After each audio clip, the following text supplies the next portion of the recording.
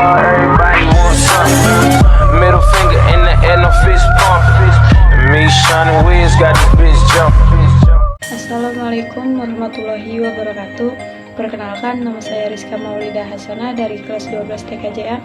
Saya ingin mempresentasikan pada materi sistem komputer. Di sini saya akan menjelaskan pengertian sistem komputer.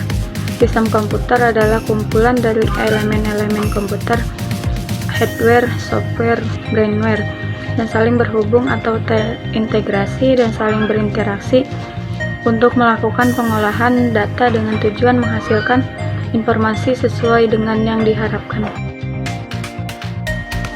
Bagian-bagian sistem komputer. 1.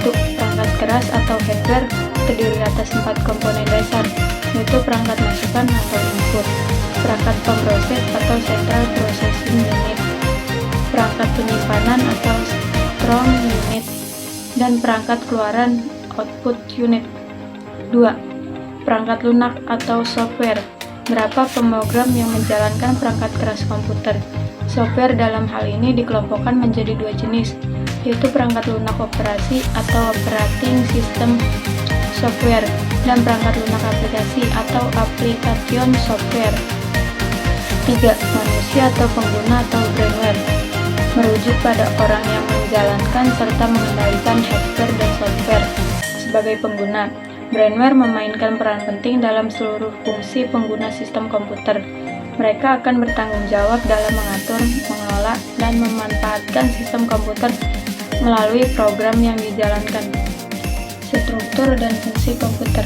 Struktur komputer didefinisikan sebagai cara-cara dan tiap komponen saling terkait. Struktur sebuah komputer secara sederhana dapat digambarkan dalam diagram blok pada gambar struktur dasar komputer.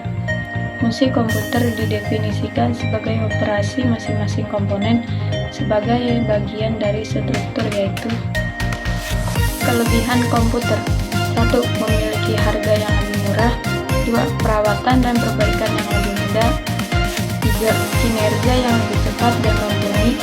4. Dapat ditingkatkan dan dimodifikasi sesuai selera pengguna. 5. Pengguna yang lebih fleksibel. Kekurangan komputer. 1. Tergantung pada pengguna daya listrik. 2. Bentuknya masih dianggap belum cukup ringkas untuk pengguna sehari-hari. 3. Kemampuan komputer yang terbatas dengan kebutuhan manusia akan pengolahan informasi dan data yang semakin berkembang dengan cepat. 4. Belum semua produk komputer masih cukup terjangkau oleh masyarakat umum. Tujuan sistem komputer.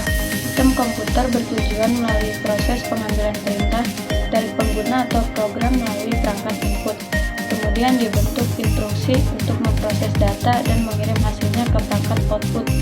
Semua proses ini dikoordinasikan oleh sistem operasi yang juga mengelola penyimpanan data, mengatur sumber daya, dan memastikan komputer berfungsi dengan lancar. Manfaat sistem komputer. 1. Mengelola data, mempercepat pekerjaan. 2. Berkirim informasi, mencetak dokumen. 3. Hingga berkomunikasi dengan orang penting yang berhubung dengan perusahaan. Ciri-ciri sistem komputer. 1. Memiliki komponen. 2. Komponen sistem yang terintegrasi. 3. Sistem mempunyai tujuan yang jelas.